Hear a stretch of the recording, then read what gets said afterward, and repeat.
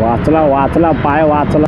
तर आज मी रेकॉर्ड करतोय मोठा व्लॉग. बघा गाईज, मी जे पण व्हिडिओज अपलोड करतो आहे त्याच्यात मी कोणतीच म्युझिक वगैरे वापरत नाही आहे. का ते मी सांगतो आहे, कोणताच कॉपीराईट इश्यू नको आहे.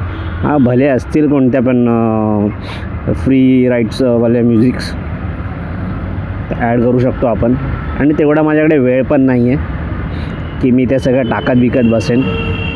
मी सरळ एक व्हिडिओ कट करतो आणि तीच पुढे जॉईन करतो, एवढंच करतो, बाकी काय नाही.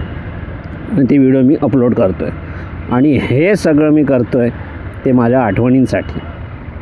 ठीक आहे, मला असं वाटतं की प्रत्येकाने हे करावं.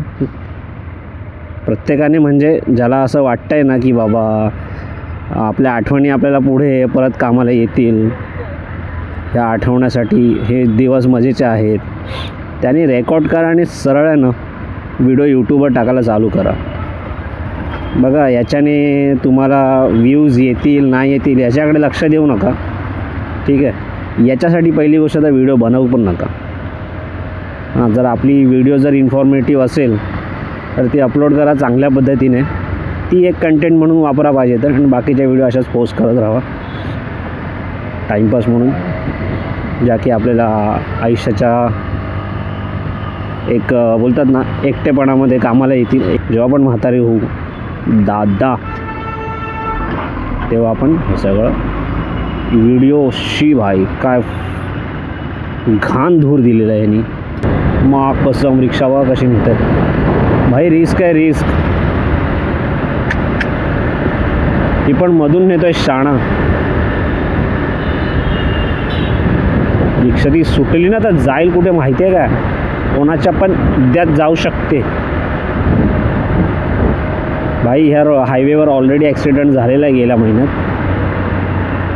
इसका पूरा का पूरा सबूत में हूँ इधर, क्योंकि वो एक्सीडेंट मैंने मेरे आँखों के सामने देखा था.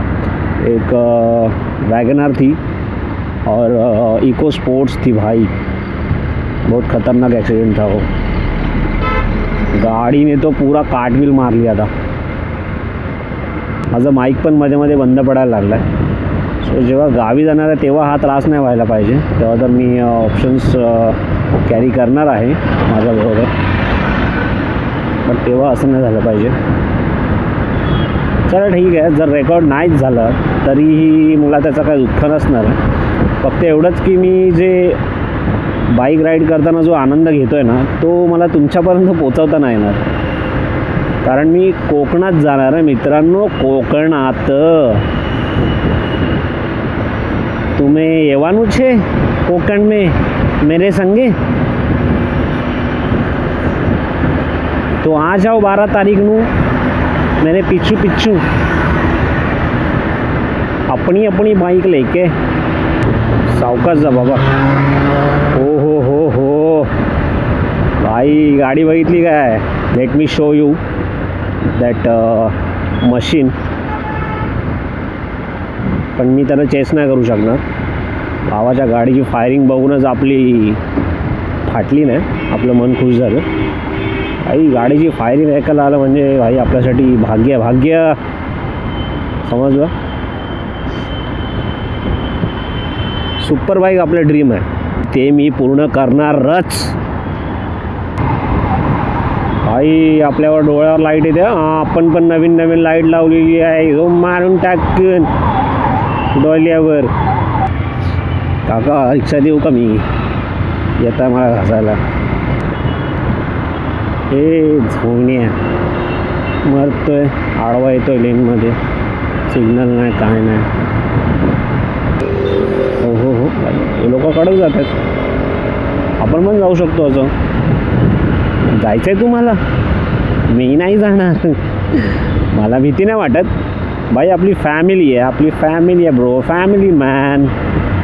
घरी वाट बघत आहेत माझे आई वडील, माझी बायको, सगळेच. हो भाई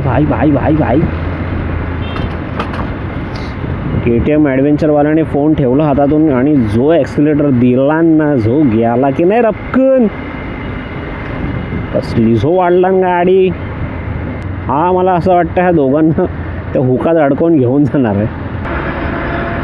हां, अरे अरे अरे अरे अरे काय गॅप काढतोय तो पण पोर्शेवाला. आहा,